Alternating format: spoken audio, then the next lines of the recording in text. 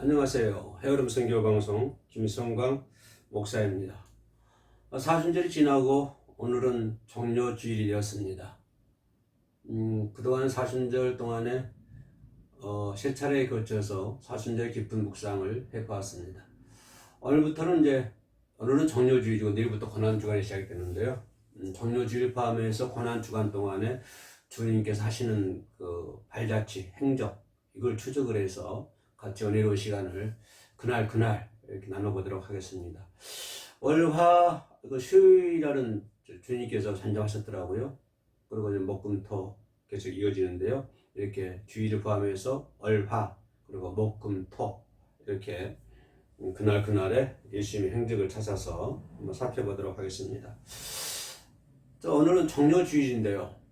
말씀 들어가기 전에 사순절 잘 보내셨죠? 참으로 특별히 우리 헤어름 선교 방송을 시청하신 분들은 사순절 절기 잘 보냈으리라 생각을 합니다. 승리하였으리라 믿습니다. 그리고 뭐니 해도 사순절 기간 동안에 예수님의 행적을 묵상을 하고 예수님의 말씀을 또 묵상을 해서 자신의 믿음을 한층 더 끌어올리는 그런 좋은 그런 계기가 됐으리라 생각을 합니다. 물론 사순절은 하나님 주시는 선물이라고 제가 누누이 강조했는데요. 하나님 주신 선물을 통해서 하나님의 뜻을 분별할 수 있는 그런 귀한 절기가 되었으리라 생각을 합니다. 자, 오늘은 종료주일을 맞이해서요. 종료주일 그러면은 뭐니 해도 예수님께서 나귀 타시고 입성하신 밭에 있는 나귀를 끌어다가 주인이 뭐라고 그러면 주가 쓰신다 하라. 우리가 그런 말 많이 하죠. 주가 쓰신다 하라. 예. 그래서 그 나귀 타고 입성하신 예수님의 모습을 종료주일에 볼 수가 있습니다.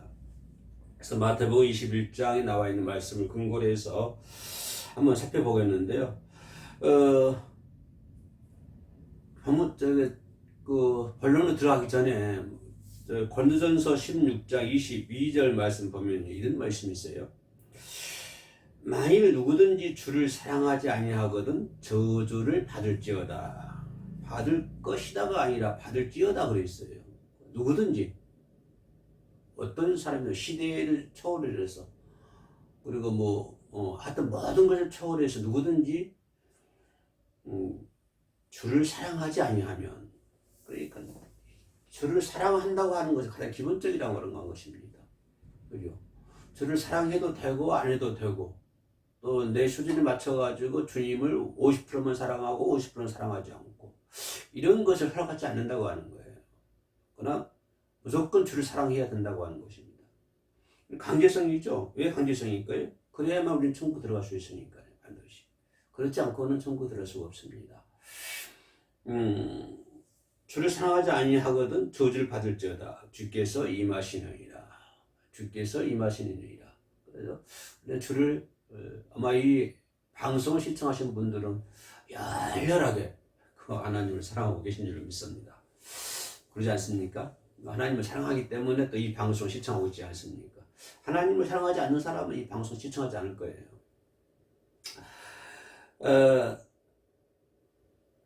아무튼 이 고린도전서 16장 22절 말씀 보면 고린도 교회를 향해서 하신 편지잖아요. 주님의 사도 바울의 서신이 있었는데 사도 바울께서는 이 고린도에 가는 여러 가지 문제들을 낱낱이 하나하나 잘 점검을 하고 말을 합니다. 그죠? 고린도 교회가 가지고 있는 문제점들 이런 것들 잘 파악을 하고 낱낱이 하나씩 이제 말을 하고 난 다음에 편지 마치면서 마지막으로 하는 말이 그거예요. 고린도전서 16장 22절에 나와 있는 말씀. 마지막에 하시는 말씀. 그러니까 고린도 교회의 문제점을 하나하나 잘 지적한 다음에 마지막으로 이제 그죠? 우리가 이제 옛날에 편지를 쓰면 안녕히 계십시오. 잘 있거라. 이렇게 하는 것은 마지막에 그렇지 않습니까? 처음에는 안녕하세요. 잘 계시죠? 처음에는 이렇게 무난하고 있다가 나중에는 이제 끝부분에 가서는 안녕히 계시라, 안녕히 계십시오. 잘 계시라, 건강하시라. 이렇게 이제 우리가 편지를 마무리 짓잖아요.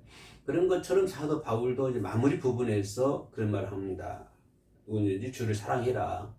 주를 사랑하지 않으면 저주가 임할 것이다. 왜냐하면 주께서 임하시기 때문에. 이런 내용의 편지를 하는 것을 볼 수가 있습니다. 그 전에 우리 고린도 교회 그 보면은 고린도 교회는 그 믿음에 대한 지식이 충만하죠. 그리고 또 고린도 교회는 다른 교회 못지 않게 그 은사들이 상당히 충만했습니다. 성경에 대한 지식도 충만하고 은사에 대한 것도 충만하고, 그죠? 이런 것 충만할지라도 결국 뭡니까? 사랑하지 않으면 이런 것이 충만한다고 할지라도 사랑하지 않는 것은 결국은 저주의 도구가 된다고 하는 거예요.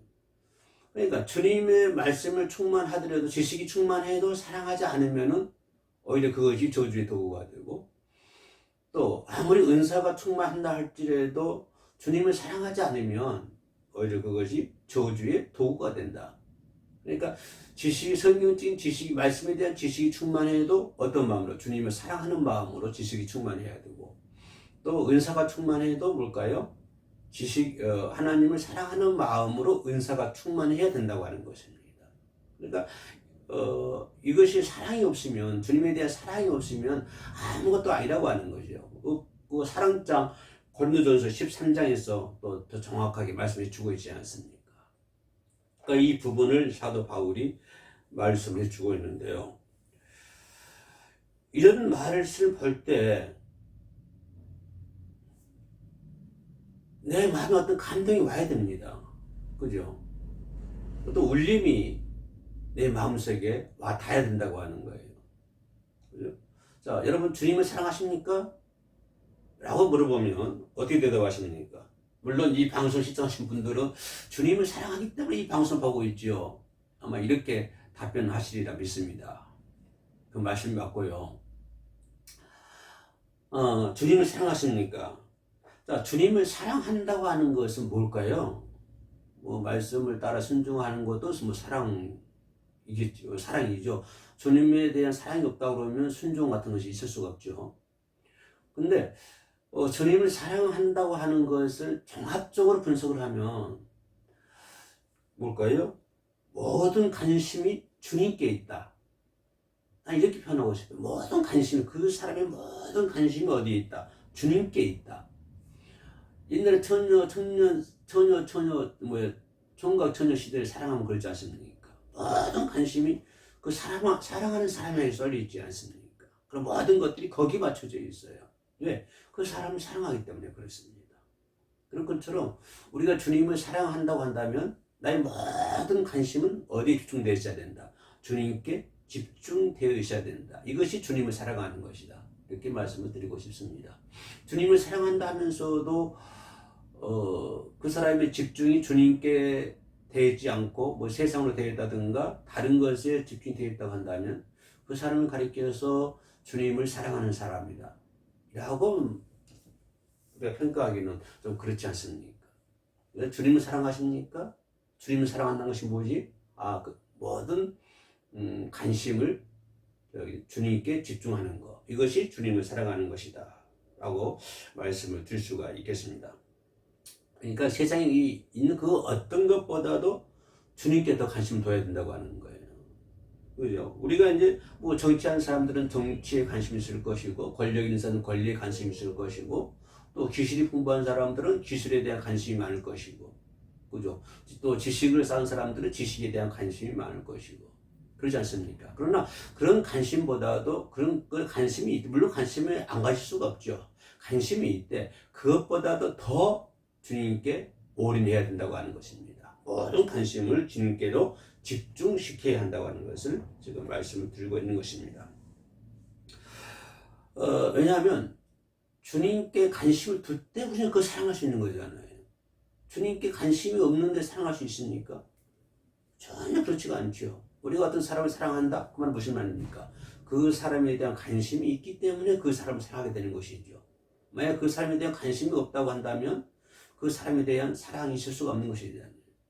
그러니까 우리가 주님께 관심을 주님께 둘 때 우리가 무엇을 해도 사랑할 수 있는 거예요.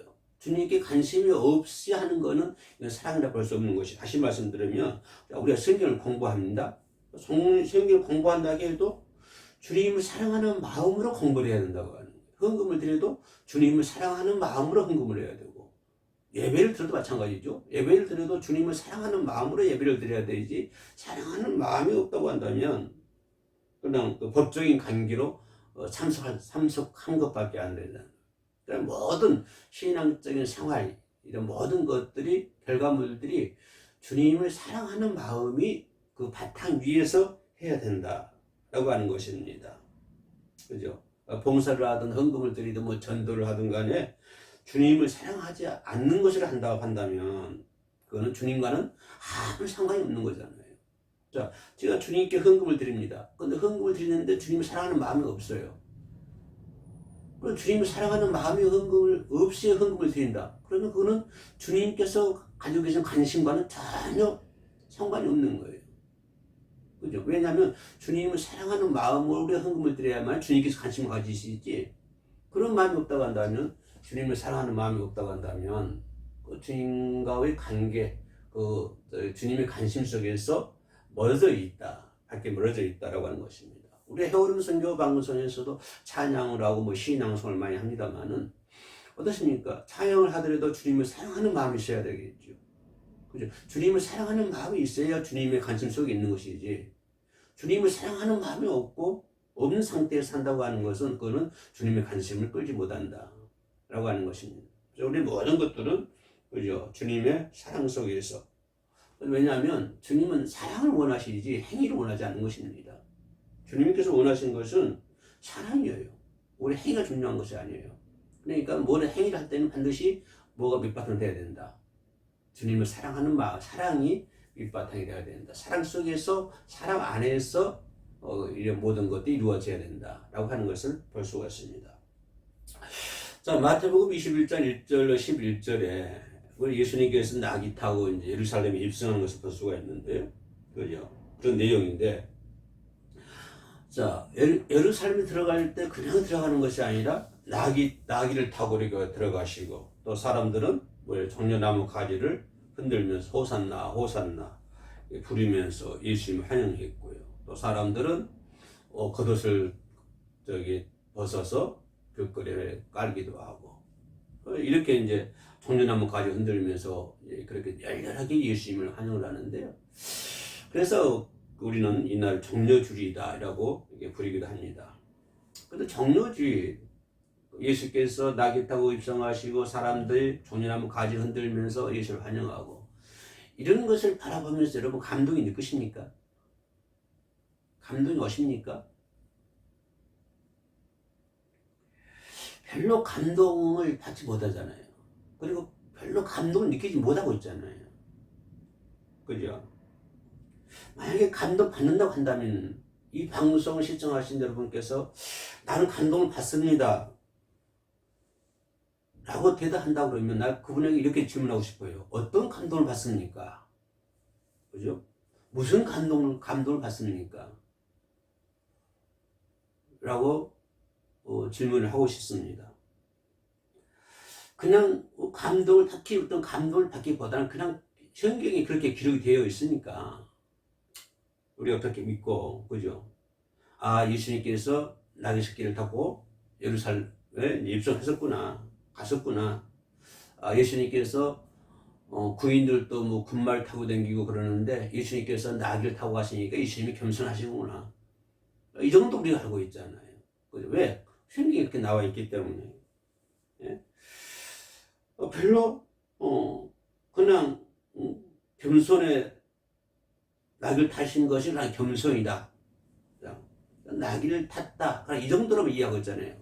구인들 군말을 탔는데 우리 예수님은 겸손해가지고 나귀를 탔다. 이 정도로만 이해하고 있잖아요. 다시 말씀드리면 사람들로 그린지를 타고 다니는데 우리 예수님은 티쿠를 타고 다닌다. 탔었다. 그래 겸손한 분이시다. 이 정도만 이해하고 있잖아요. 별로 감동을 못 느끼잖아요. 그죠?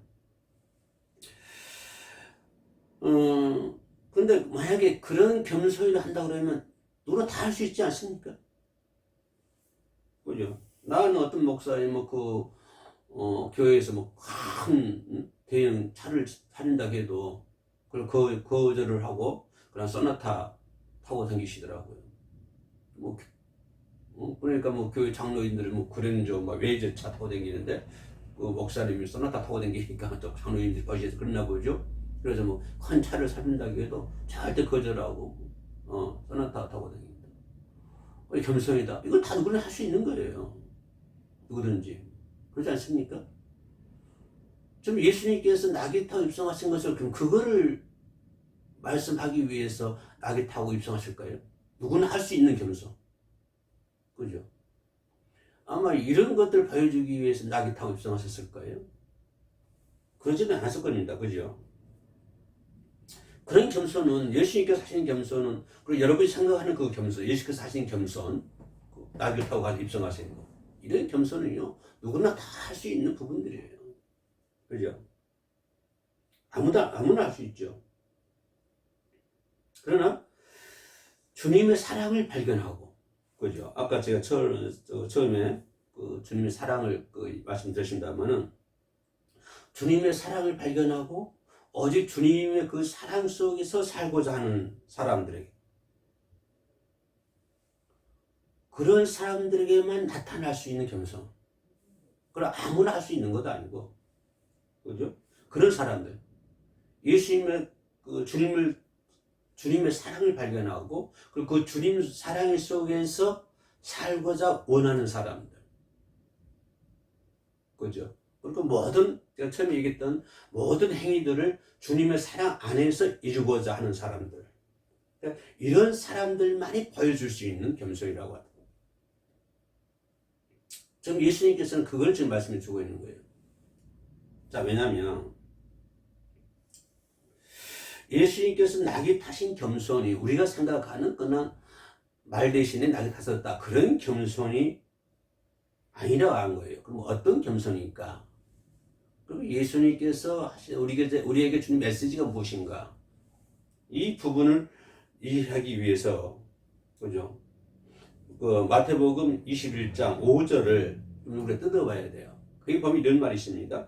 시온 딸에게 이르기를 내 왕이 내게 임하나니 그는 겸손하여. 자, 낙이에요. 그 다음에 어느 말이 멍에 매는 짐승의 새끼. 자, 여기서 멍이라는 말이 중요합니다. 멍에 매는 새끼라고 하는 거예요. 그죠? 낙이는 낙인데 곧 멍에 매는 짐승의 새끼를 탔도다. 자, 겸손하여서 낙이를 타긴 탔는데, 그죠? 낙이를 타는 게 타는 그냥 낙이라 하지 않잖아. 그냥 낙이라고 하지 않잖아요. 멍에 매는 낙이 이렇게 얘기하고 있어요. 그냥 낙이. 여기서 멍에 매는 것을 빼버리면 안 되죠. 멍에 매는, 그러니까 낙이 곧 멍에 매는 낙이, 이렇게 지금 성경은 표현하고 있거든요. 낙이를 그냥 낙이라 하지 않고 멍에 매는 짐승의 새끼라고 성경은 정확하게 말씀해 주고 있습니다. 자, 이 부분에서 예수님께서 겸손해서 낙을 타셨다는 얘기인데, 예수님이 지금 예루살렘 들어가시는데 예루살렘에서 어떤 일이 벌어집니까? 그죠?